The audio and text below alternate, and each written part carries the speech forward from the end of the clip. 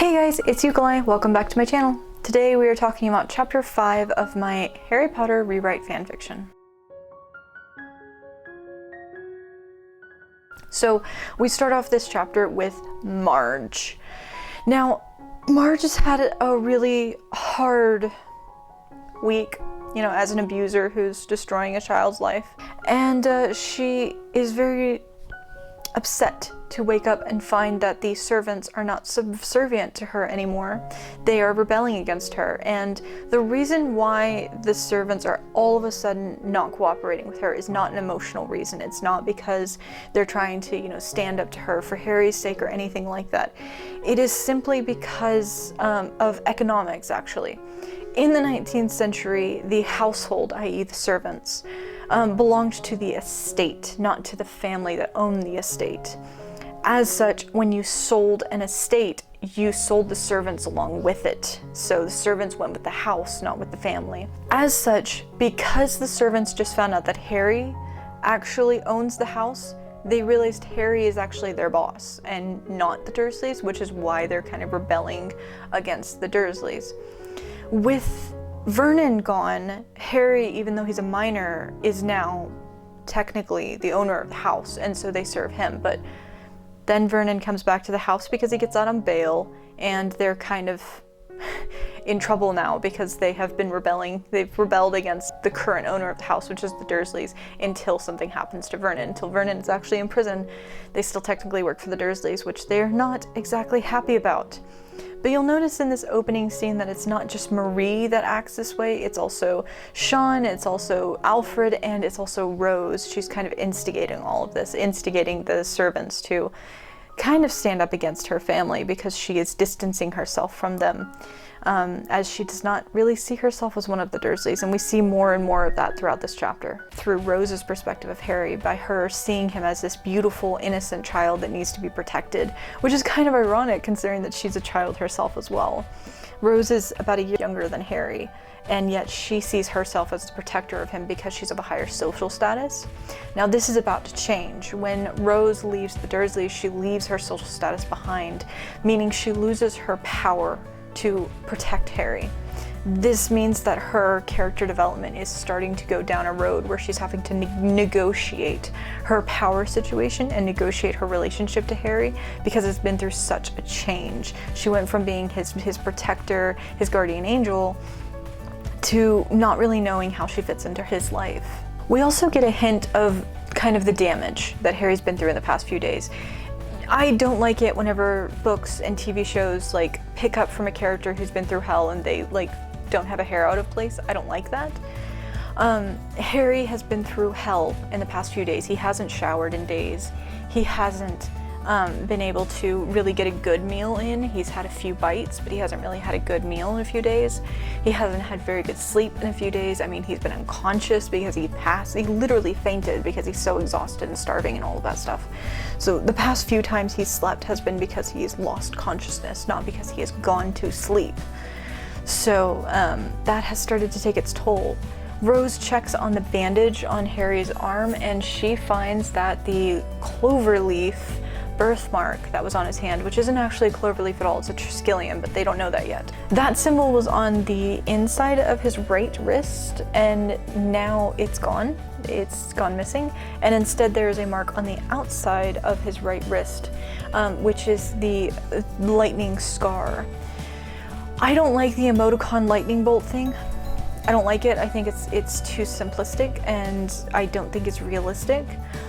So what I had in mind was I looked up what lightning actually does to a human being when you're struck by lightning, and it creates this very coral-like, vein-like kind of root kind of structure on the body. That is what I imagined the lightning scar looking like he just got struck by lightning on his arm. So it's across his wrist, and it kind of flares out like that and wraps around his wrist like this. Rose tells him that she opened one of the letters and it actually said something for her. This is a foreshadowing, this is a hint that Rose has magic, whereas no one else who's opened the letters does have magic. Then we get this exchange between Marge and Harry. Now, I really like when Harry is confident and sarcastic, and he takes a bite at other people, like the infamous "you don't have to call me sir" moment in book 6. But we don't see it very often. J.K. Rowling does not include that side of Harry very often. Most of the time in the books, Harry is very docile. He doesn't have a lot of lines. He's mostly an observer. I think that's a weakness. I think that's because J.K. Rowling mostly wanted to see the world, and Harry was very reactionary in it. I don't want that to be the case. I want Harry to be very active in the role. And so I've sort of flourished that sarcasm and that wittiness and that biting wit. I've brought that back into Harry as much as I can in moments when he feels confident. He doesn't always feel confident, and especially at the beginning of this, this whole journey for him is a very uncertain time, and he's kind of like, he's negotiating his role in the world. But once he situates himself, you'll see much more of this side of Harry. We're starting off with Petunia to have a bit of foreshadowing of her relationship with society, with the world around her. She has this conversation with Mrs. Polkis, and it's hinted that she's kind of lost her status a little bit because Vernon was arrested. This is to foreshadow what happens at the end of the chapter. The Harry in a dress thing.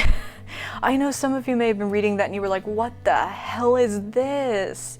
Marge is putting Harry in a dress to humiliate him because she's a misogynist, because she believes the most humiliating thing you can do to a boy is dress him up like a girl.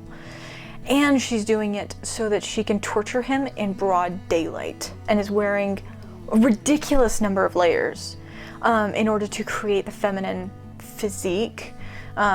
Most women did not wear anywhere near this number of layers. Usually it was like 3, maybe 4 layers under a dress.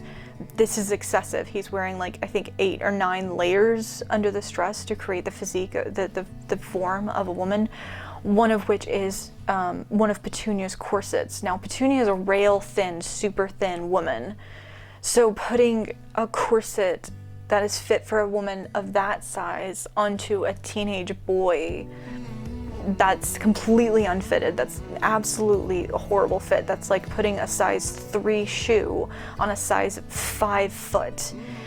So it's breaking his ribs, it's compacting his ribs down, and it's pressing down on his breastbone. That's basically what's happening to Harry right now because of this corset. It is dislocating his breastbone, so he is in a lot of pain. He's in so much pain he can't really concentrate, and so he's being very cooperative because he can't think straight right now. I have worn a corset for a week. They can be extremely comfortable. You can do sports in corsets. They're very comfortable. If you tight lace it though, and if it's not fitted to you, and if it's not conformed to your body, if it's not fit for you, a corset can be a torture device.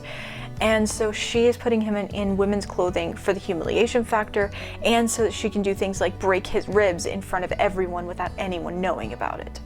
Now, when the other boys realize that that's Harry in a corset, they're in a dress, they're either amused or they're sickened. They're like, why is a boy wearing a dress? It's weird for them, except for one, Pierce Polkis. Now, I introduced Pierce Polkis and introduced his kind of interest in Harry earlier as foreshadowing for this scene, and this scene is also establishing the relationship between Pierce and Harry. Pierce has a very predatory view of Harry.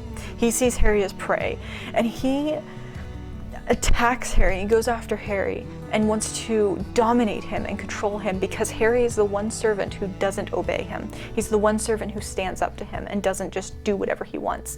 And that infuriates Pierce. Pierce wants Harry to be obedient to him just because he's a servant, just because he's not obedient to him, just because he can't control him. I think Pierce's obsession with Harry is not based on attraction. I don't think it's about attraction. I think it's just about dominance.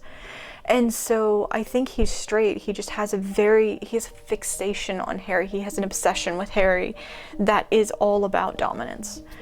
So it's not like he's in love with Harry. This isn't some sort of twisted, creepy love story or anything like that with Pierce. Harry, because he's in so much pain, because Harry's in excruciating pain right now, Harry's being cooperative, and that is kind of arousing for Pierce, not because he finds men attractive or men in women's clothing or trans women attractive, not for any of that stuff, just because it is the person he wants to subordinate being subordinate that is attractive to him.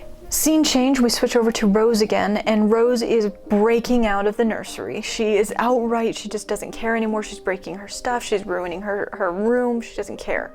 The nursery no longer has any meaning to her. It is not a refuge for her anymore. It is a prison, and she is more than willing to destroy it to get out and save Harry. Her focus is entirely on saving Harry.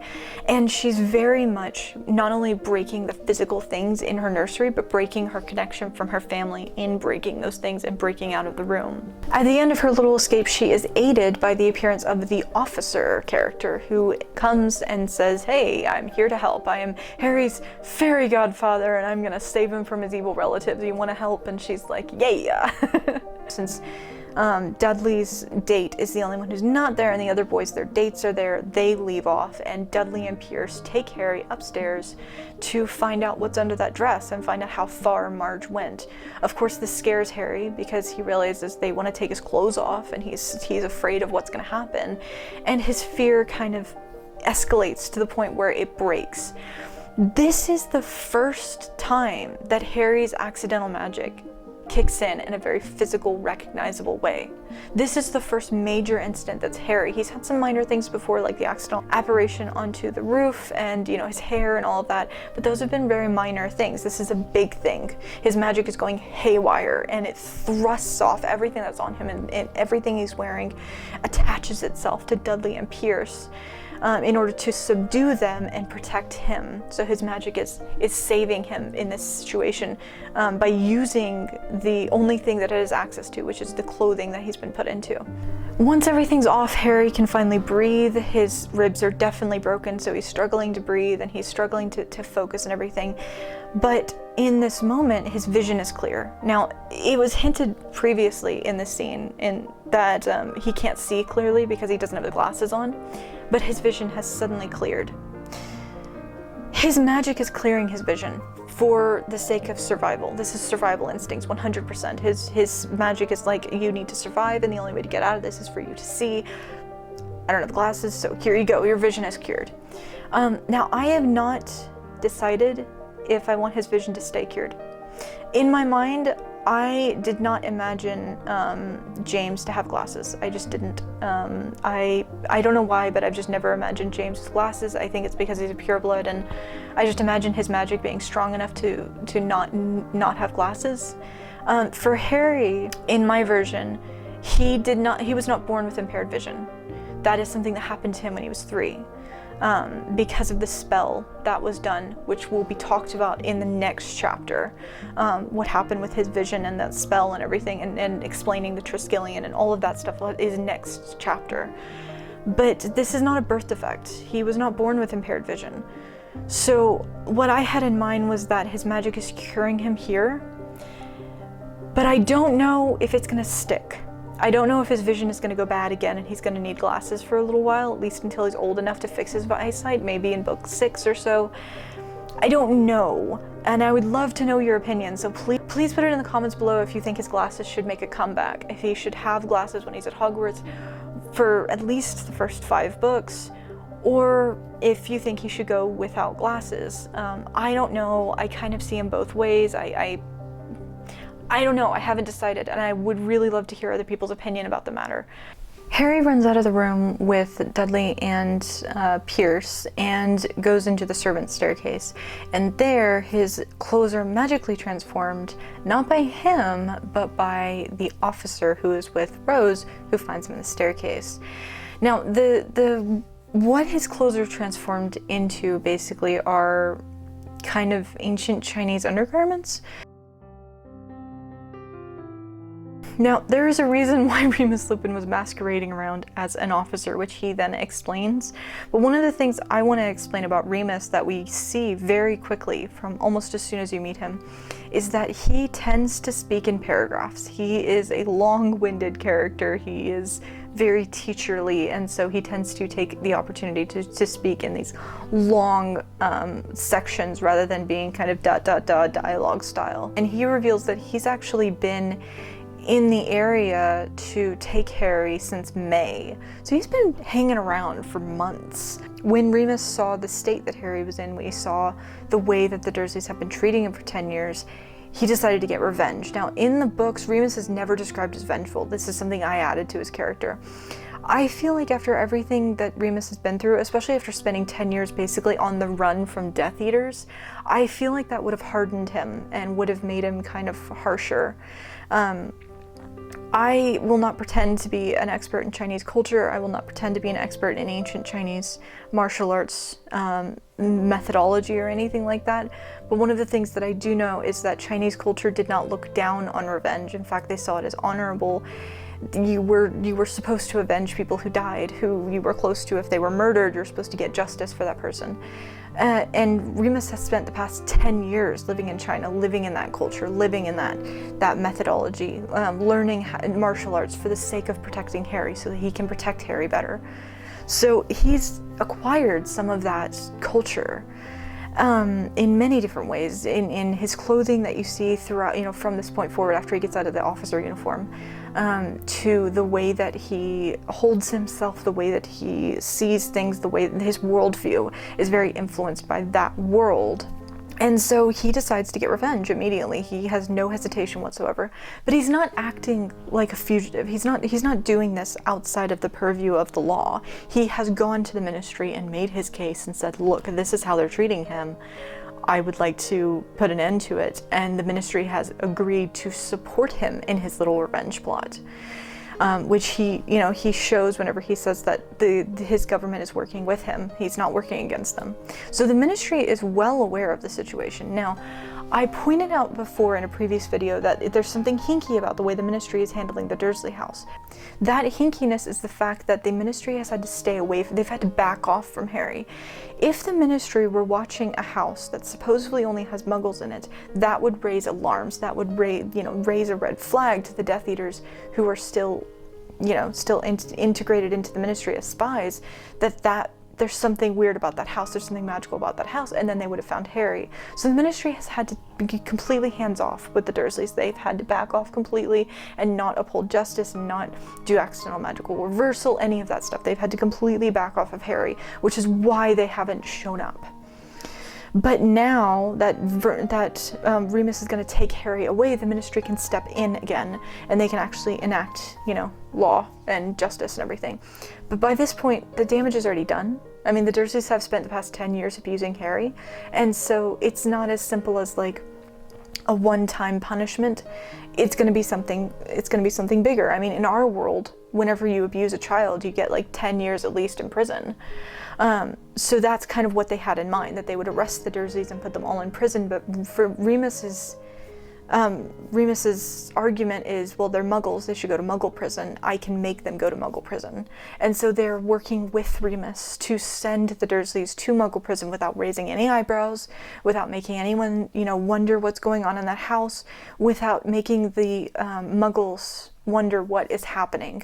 Which is why the ministry has supported Remus in framing Vernon for larceny, so that Vernon will go to prison for harming Harry. The Muggles think he's in prison for embezzling, but really he's in prison because he tormented Harry for 10 years. Marge has also been tormenting Harry for 10 years, but she pushed it past the line. She pushed it from just verbal and emotional abuse into physical abuse, into sexual abuse, and so her punishment likewise has been escalated from just short prison time to a lifelong prison time to execution at this point. This is a muggle who is physically, mentally, emotionally, and sexually abusing a teenage wizard. The Ministry of Magic would not just stand by and let that happen, especially considering the history of abuse from muggles to wizards and, the fact that purebloods are so influential in the Ministry. I think it only makes sense that the Ministry's punishment for something like that would be death. And rather than be really suspicious about how they killed Marge,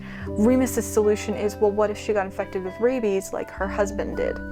So the murder of Marge is actually an execution of Marge, approved of by the Ministry, basically contracted to Remus. He's basically a contract killer, basically like a contract justice seeker by the Ministry of Magic in this case, in this one instance, in order to protect Harry and in order to keep the secret of magic under wraps. And so Marge's death is a ministry-approved execution, and she will suffer from rabies like her husband Colonel Fubster did. That was actually foreshadowing whenever that was mentioned in chapter, what was that, 2 or 3? That was foreshadowing for this, for Marge's death. So they run in there to see Dudley, and Remus has magically changed clothes. I want to talk about magic a little bit because we see quite a bit of magic in this chapter. We see quite a few moments of magic in this chapter. I am planning on doing something very different with magic in this series than what we see in the books. In the books, magic is always conducted with a wand unless you're someone ridiculously powerful like Dumbledore, but most wizards use magic with a wand in the books. And the difference in like power level is whether or not it is a worded spell or a wordless spell, a non-verbal spell. But whenever the kids are learning the difference between worded spells and non-verbal spells, basically it's just a matter of concentration. Like, just concentrate harder and you can do it non-verbally. To me, that suggests that the words are nothing more than a guide to get the magic to go the right way, to get the magic to do what you have in mind, what your intention is. And so it's implemental. And it's an implement. The words are an implement to help the magic. It makes sense then to extend that same concept to wands. And on Pottermore, J.K. Rowling included a section about how most wizards, once upon a time, a long time ago, wizards did not use wands. They hadn't developed the wand yet. The wand was developed later as a technological innovation in order to make magic easier and democratize magic and make it easier for everyone to use magic.